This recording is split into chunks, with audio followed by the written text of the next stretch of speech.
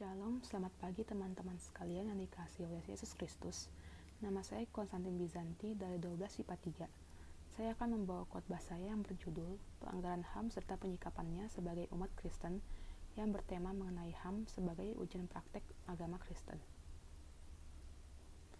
Untuk khotbah ini, saya mengambil 4 ayat bacaan, yaitu Matius 22 ayat 37-40, Kejadian 1 ayat 26-27, Galatia 3 ayat 28, dan Kolose 3 ayat 8-10. HAM atau hak asasi manusia adalah suatu hal yang telah dimiliki oleh tiap manusia selama ia hidup sejak ia lahir. Sejak beberapa puluh tahun sekarang, perkara HAM ini menjadi suatu topik yang banyak diperhatikan oleh banyak orang di dunia. Jika pada zaman penjajahan dahulu perbudakan dilegalkan oleh bangsa-bangsa, saat ini perkara perbudakan menjadi suatu topik yang begitu sensitif. HAM telah diakui oleh dunia sebagai perangkat yang tidak mungkin dipisahkan dan diambil secara paksa dari kehidupan sehari-hari manusia yang hidup dalam lingkungan sosial. HAM ini timbul atas kesadaran dari diri dan perasaan manusia terhadap manusia lainnya, bahwa satu orang dengan yang lainnya memiliki kedudukan yang sama, bukan hanya di hadapan sama manusia, tapi juga di hadapan Allah Sang Pencipta. Meskipun telah banyak dibentuknya undang-undang mengenai HAM ini, tetap saja ada orang yang melanggarnya dengan mengemukakan banyak alasan di baliknya. Perlu diingatkan kembali, ketika manusia diciptakan oleh Allah, manusia tidak memiliki dosa yang dapat menyebabkan timbulnya perasaan benci hingga melakukan kekerasan kepada lainnya. Karena pada dasarnya Allah memberikan kasih kepadanya dan memerintahkan pula untuk mengasihi makhluk lainnya dengan perasaan yang sama. Namun, akibat dosa, manusia menjadi ciptaan yang tidak dapat dikenali oleh Allah lagi. Manusia bahkan dapat iri dengan kedudukan Allah hingga timbul kebencian kepada manusia lainnya hingga melakukan pembunuhan kepada manusia lainnya. Lalu, bagaimana kita sebagai umat Kristen melihat perkara mengenai HAM ini? Ayat Alkitab tentang pelanggaran HAM dapat menjelaskan sebenarnya bagaimana atau seperti apa lebih tepatnya apa yang Tuhan inginkan dari diri kita manusia mengenai HAM ini. Pada Matius 22 ayat 37-40, ayat ini berbunyi, jawab Yesus kepadanya, "Kasihilah Tuhan Allahmu dengan segenap hatimu, dan dengan segenap jiwamu, dan dengan segenap akal budimu." Itulah hukum yang terutama dan yang pertama. Dan hukum yang kedua, yang sama dengan itu, ialah, kasihilah sesamamu manusia seperti dirimu sendiri. Pada kedua hukum inilah tergantung seluruh hukum Taurat dan kitab para nabi.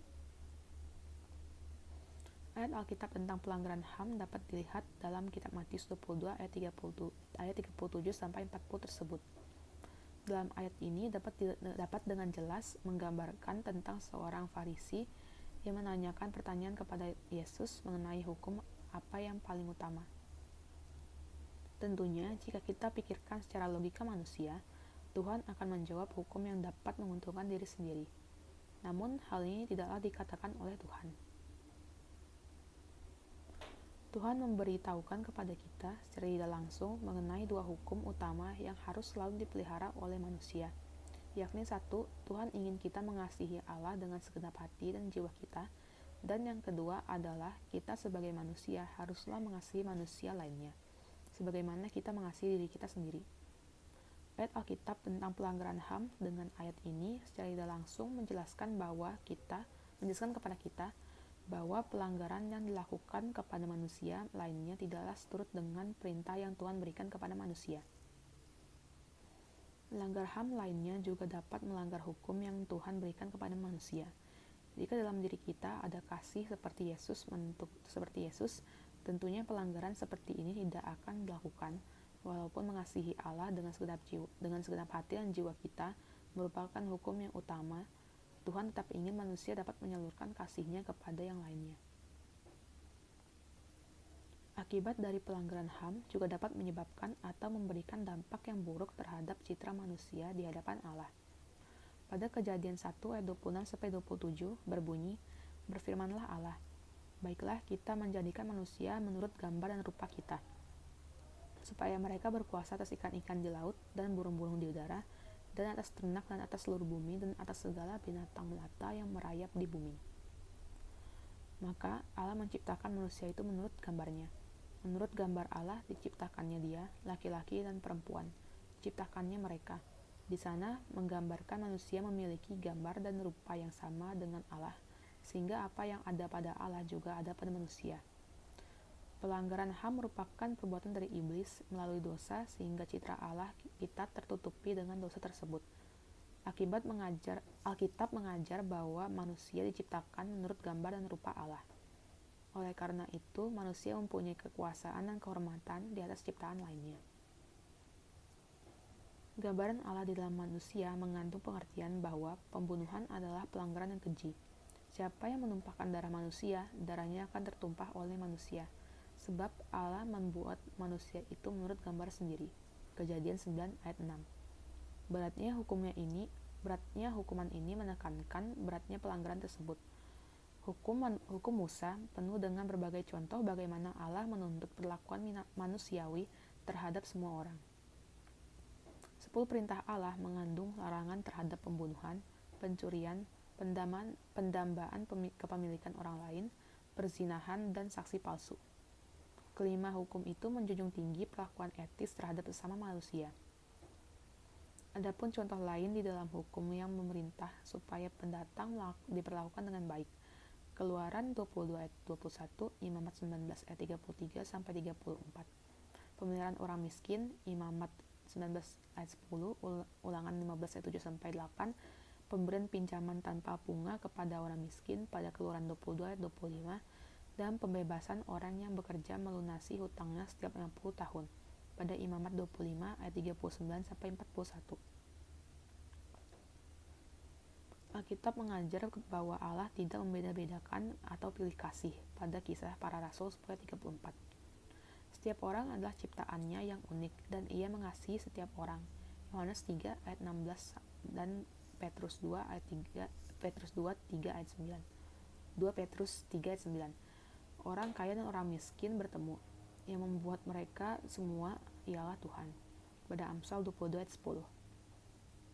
Oleh karena itu, Alkitab juga mengajar supaya orang Kristen tidak membeda-bedakan menurut ras, jenis kelamin, latar belakang, kebudayaan, atau kedudukannya dalam masyarakat. Pada Galatia 3 ayat 28, Kolose 3 ayat 11, Yakobus 2 ayat 1 sampai 4.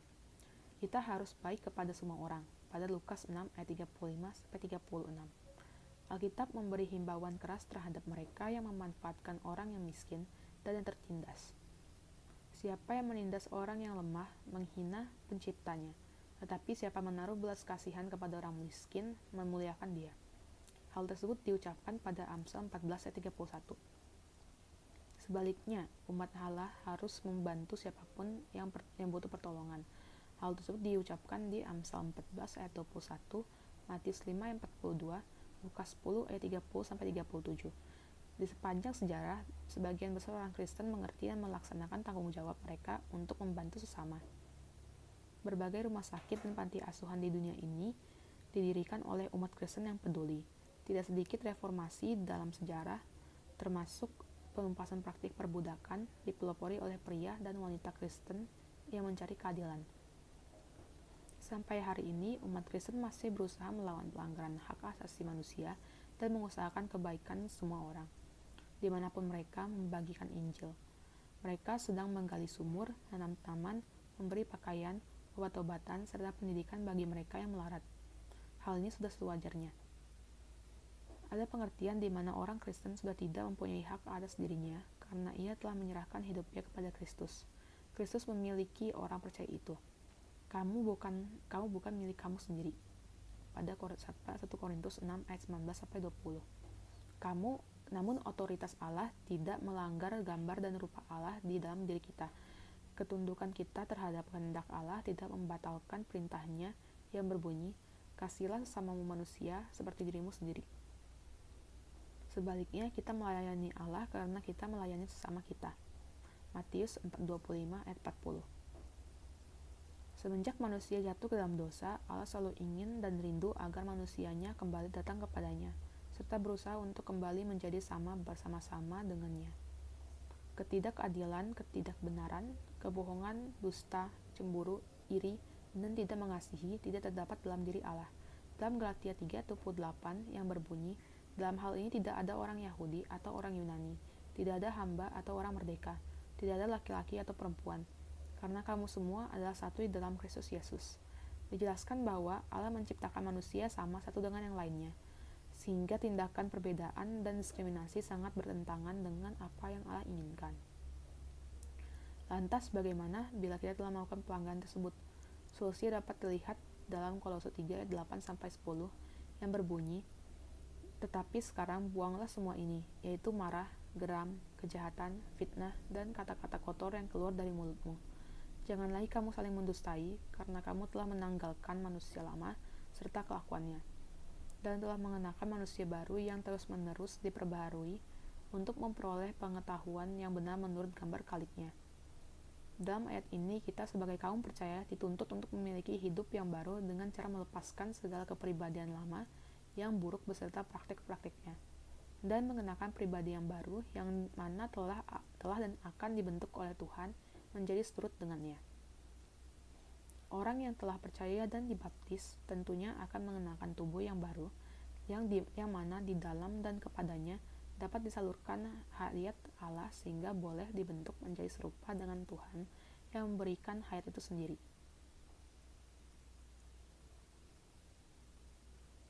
HAM bukanlah semata-mata alat yang dapat digunakan oleh kalangan orang tertentu demi mencapai tujuannya. HAM diberikan oleh Tuhan kepada manusia supaya manusia itu sendiri dapat dengan maksimal memenuhi diri dengan kehendak Allah.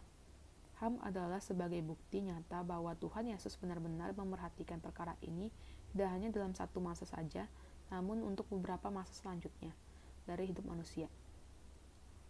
HAM dapat mengingatkan kembali kepada manusia bahwa kasih yang sejati hanya berasal dari Tuhan, dan kita sebagai hambanya harus turut serta dalam menyalurkan kasih ini kepada manusia lainnya. Sekian khotbah saya mengenai HAM. Terima kasih.